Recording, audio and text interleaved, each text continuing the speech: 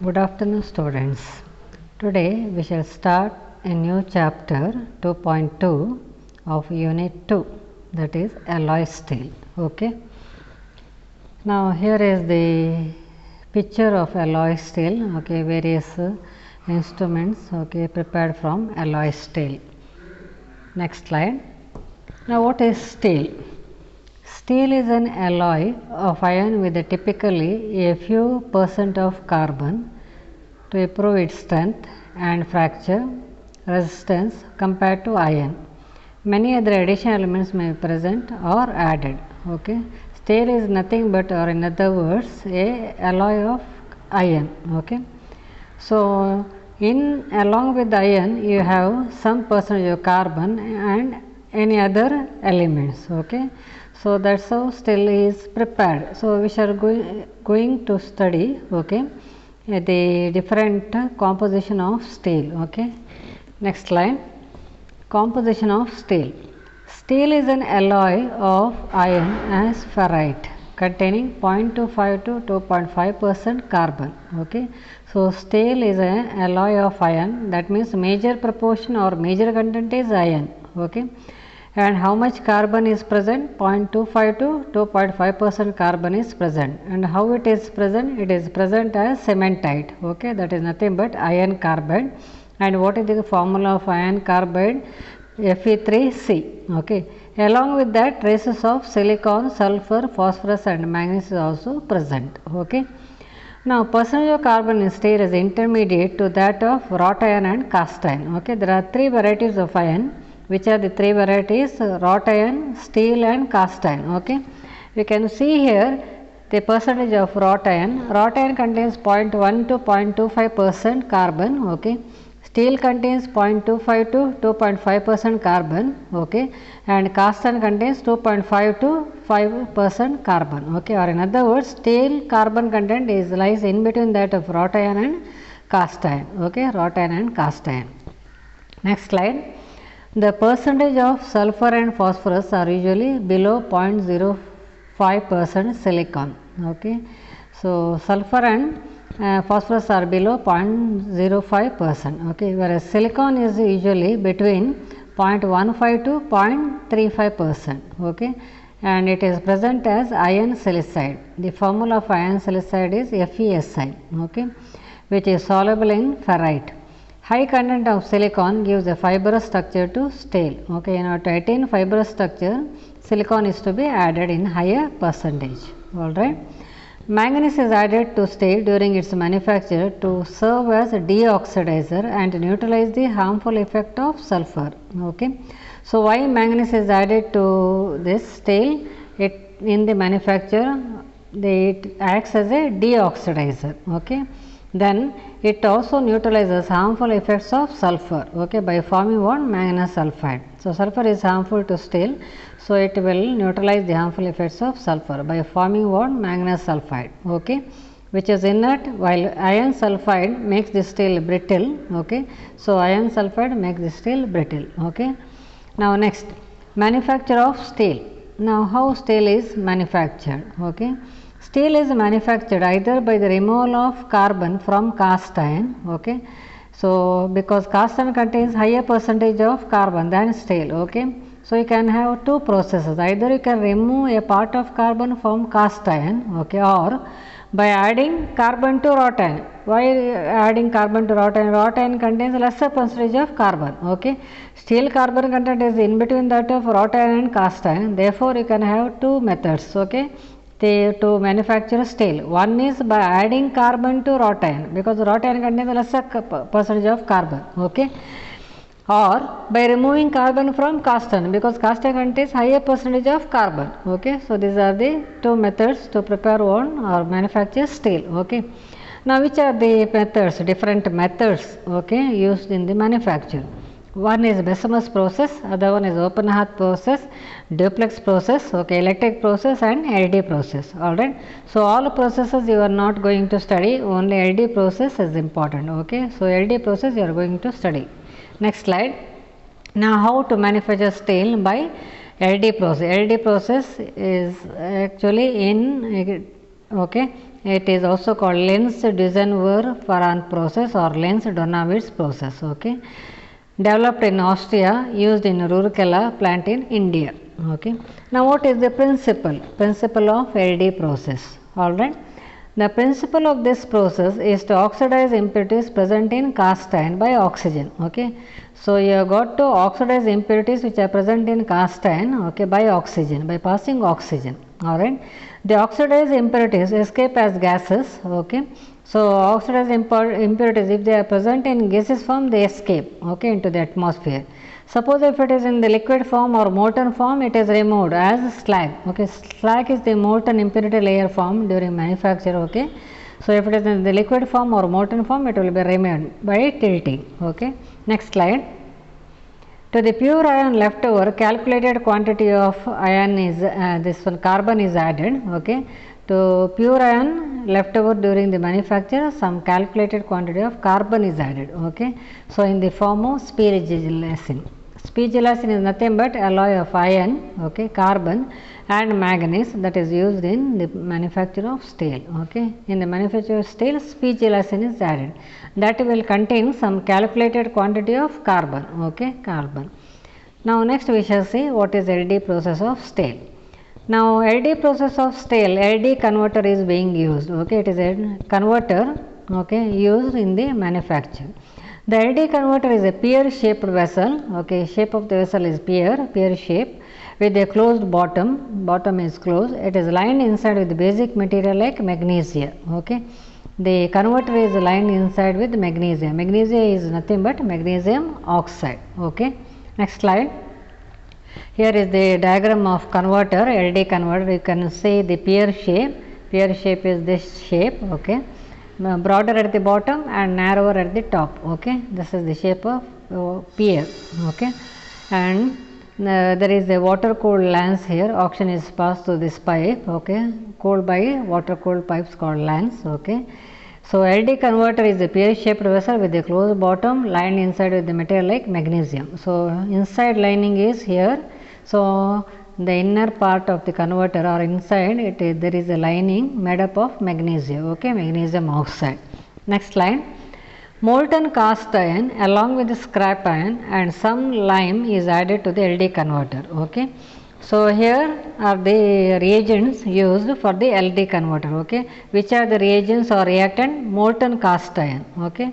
Cast iron is to be molten and then some amount of scrap iron is also added. Scrap iron is nothing but the used pieces of iron or broken pieces of iron. Okay. And then some lime is also added. Lime is nothing but calcium oxide. Okay. It is added to the LD converter. Pure oxygen at a 10 atmosphere is blown on the hot metal through a water cooled lance. Okay. So, molten cast iron is added. Okay. So, scrap and everything in molten form, therefore, the mass will be in hot condition. Okay. So, that molten mass, pure oxygen at a 10 atmosphere pressure is blown. Okay. So, water cooled pipe. So, oxygen is blown through a pipe. So, okay, water cooled pipes called lance. Okay. The impurities are oxidized rapidly. So, during this process the impurities gets oxidized. Okay. The heat liberated during the process maintains the mass in the molten state. During the process heat is liberated, that will maintain the temperature. Okay. That will maintain the temperature and that will keep the mass in molten state throughout the process. Okay. Throughout the process the mass will be in the molten form and temperature will be maintained. Okay. Because heat is liberated during the reaction. Okay. Silicon, phosphorus, manganese, etc. are oxidized and pass into slag. So, which are the impurities present in the mass? Silicon, phosphorus, manganese. Okay. They get oxidized, okay, and form slag. Manganese form manganese silicate, calcium forms calcium phosphate. Okay. So, this is the slag formed during the process. All right. Next slide. Carbon and sulfur are oxidized to respective oxides. Okay. Carbon is present in the molten mass, sulfur is also present, that will escape as oxide. So, carbon combines with the oxygen to form carbon monoxide. Okay. Similarly, sulfur combines with the oxygen to form sulfur dioxide. All right. The silicon and manganese are oxidized to the respective oxides. Silicon and manganese, they are oxidized to their respective oxides. Okay. These oxides combine to form slag of manganese silicate. So, silicon, so here is the equation, silicon combines with oxygen to form silicon dioxide. Okay. Similarly, manganese combines with oxygen to form manganese oxide. Manganese oxide and silicon dioxide both combine to form manganese silicate. Okay. Slag manganese silicate. Alright. Next slide. The phosphorus oxidized to phosphorus pentoxide. Okay, you can see here phosphorus combines with the oxygen to form phosphorus pentoxide. What is the formula of phosphorus pentoxide? P2O5. Okay, which combines with lime, because you are adding lime also to the converter. Okay, so at the beginning lime is also added to the converter, therefore that lime will combine with phosphorus pentoxide to give one slag calcium phosphate. What is the formula of calcium phosphate? Ca3PO4 twice. Okay, this is the slag formed during the process. Okay, next slide.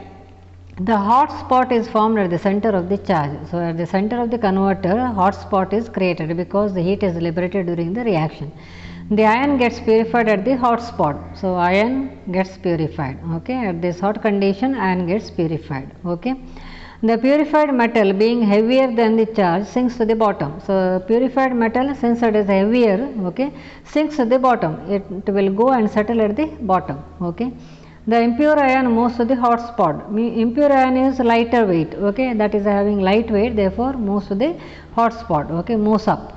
Thus, convection current sets in. Okay, so due to convection current, okay, it continues until the whole or entire mass gets purified. Okay, the heavy mass sinks to the bottom, lighter mass moves up. Okay, it gets purified, once again becomes heavy, sinks to the bottom. So, like that the process continues until all the mass gets purified. Okay, so this is known as convection current. Okay, now lime acts as flux. Now you are using one calcium oxide, right? Lime, that acts as a flux. Now what is flux? That is nothing but a purifying agent. Okay, so purifying agent used for this process. Okay, it can also be used as cleaning agent or flowing agent. Okay, so purifying agent used to remove the impurities, that is called what? Flux.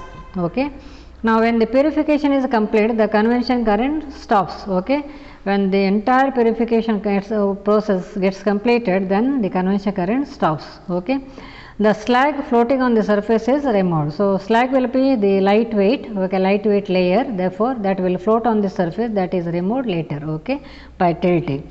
So, at this stage calculated quantity of speed gelatin is added to get the desired quality of steel. Okay, so at this stage you are going to add, okay, you want speed gelatin. So, speed gelatin is added, so then we get a desired quality steel. Okay. So, then molten steel is poured out by tilting the LD converter. Finally, it is tilted to get on the molten steel. Okay, it is then solidified. Alright. Now, what are the advantages of LD process?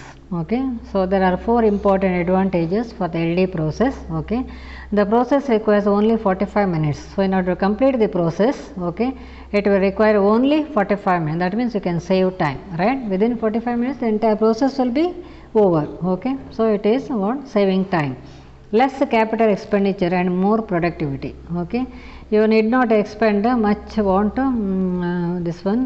much amount, okay, for one the reactant, because you are going to use scrap iron also. Okay, correct. Therefore, less capital expenditure and more productivity. So, it saves what? Economy. No external heating is required, correct. You are not going to heat externally, so that saves energy also. Okay, since during this process the heat is liberated, that will maintain the heat temperature throughout the reaction. Okay, throughout the process it will maintain the temperature, therefore no external heating is required, that saves energy. Okay, even scrap iron can be used and hence more economical. Since you are using scrap iron, okay, that is more economical, because recycling will take place and saves resources also. Okay, it will saves resources. Okay, next slide. Special stays or alloy stays. So, now we will study what are special stays or alloy stays. Okay, addition of small amount of nickel, cobalt, chromium, tungsten, manganese, molybdenum and silicon, okay, to steel shows special properties on steel. If you add all these elements, okay, all these metals to steel, okay, the properties will alter, or it will show special properties. Okay, Now which are the properties altered? Hardness, okay, resistant to corrosion, and then coefficient of expansion. Okay, such products are special states or alloy states. The products obtained by this process are called what? Special states or alloy states. Okay, special states or alloy states are of extensive use in industry and household devices. Okay, in industry and household devices they are used, okay, extensively. Now next, examples for important alloy states. Okay, so here are some examples for one important alloy states. Okay, which are the important alloy states? Alnico, stainless steel, and then Invar. Okay, now what is the composition of Alnico? Iron 63%, okay, nickel 20%, aluminum 12%, cobalt 5%. Okay, the name itself indicate what are the components present? Alnico, aluminum, nickel, cobalt. That means in addition to iron you have got, okay, aluminum, nickel, and then cobalt, okay, with this proportion.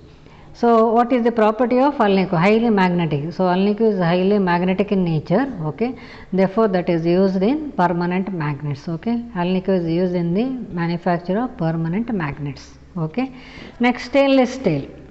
Now what is the composition of stainless steel? Stainless contains major proportion iron, okay, 73%, then chromium 18%, nickel 8%. Okay, so these are the other components present in stainless steel. Okay, now what is the property of stainless steel? It is hard and rust proof, right? It will be hard and rust proof.